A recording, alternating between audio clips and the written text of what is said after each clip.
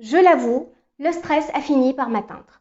Entre la pandémie, l'insécurité, le manque de visibilité, le danger économique et physique est bien réel et j'ai passé la semaine à serrer des dents. Jusqu'à me faire vraiment mal.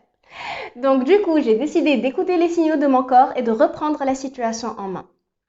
Salut à tous, je suis Manel, je suis praticienne en programmation neurolinguistique et aujourd'hui je vais vous donner ma propre recette pour gérer ce stress chronique. Donc la première chose à faire est de bien respirer. Pour ce faire, il n'y a rien de mieux que la respiration abdominale.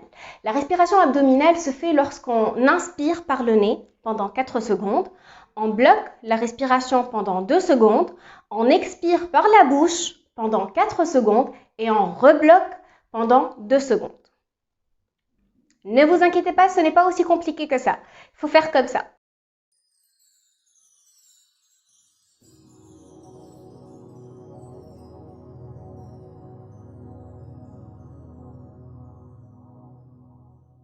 Il y a d'autres types de respiration abdominale et la différence réside essentiellement dans le nombre de secondes lorsqu'on inspire, lorsqu'on bloque et lorsqu'on expire. Ne vous inquiétez pas, de toute façon, faites ce qui vous semble le plus naturel et le plus facile à faire.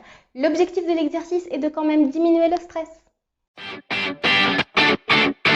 La deuxième technique que j'ai essayée et que je trouve super efficace est de s'ancrer dans le moment présent. Donc personnellement, j'ai passé beaucoup de temps avec mes chats, j'ai bouquiné, j'ai fait du jardinage, j'ai médité.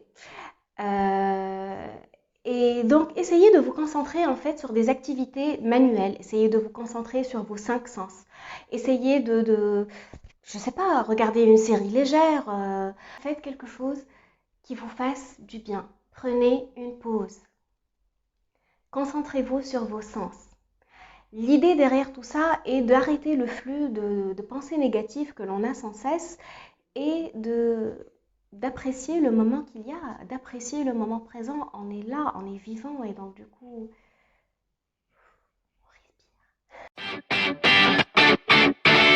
La troisième chose à faire est de ressentir de la gratitude envers la vie, envers Dieu, envers ce que vous voulez.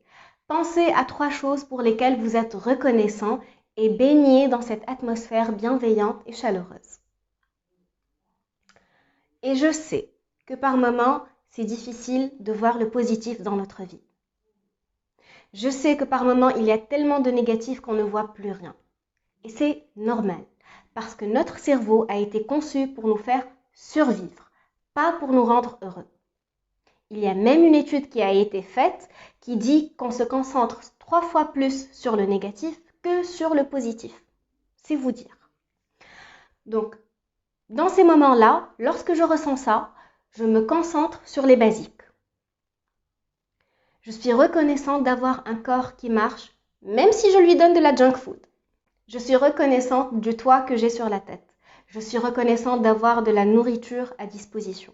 Et pour ancrer encore plus ce genre de sentiment, je le contraste à ce qui pourrait arriver. Car oui, la vie peut changer en un instant. La vie est impermanente. Bref, ça veut dire que je me concentre sur ce que je peux contrôler versus ce que je ne peux pas contrôler. Et rien que le fait de me poser cette question m'enlève un poids énorme des épaules. Ça me permet de respirer. Qu'est-ce qui est sous mon contrôle? Sur quoi ai-je le pouvoir? Parce que je suis responsable de ma manière de penser et d'agir. Et si je me trouve dans une situation où mes pensées ou mes actions ne me font pas du bien ou alors ne me sont pas utiles, il est de mon devoir en tant que bonne PNListe de les changer. De changer ma perspective et de faire autre chose. Par exemple, l'économie du pays qui fonce droit dans le mur n'est pas sous mon contrôle.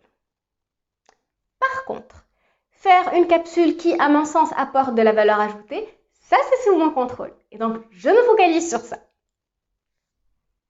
Vous voyez un petit peu? C'est comme ça que personnellement, j'arrive à manager mon stress.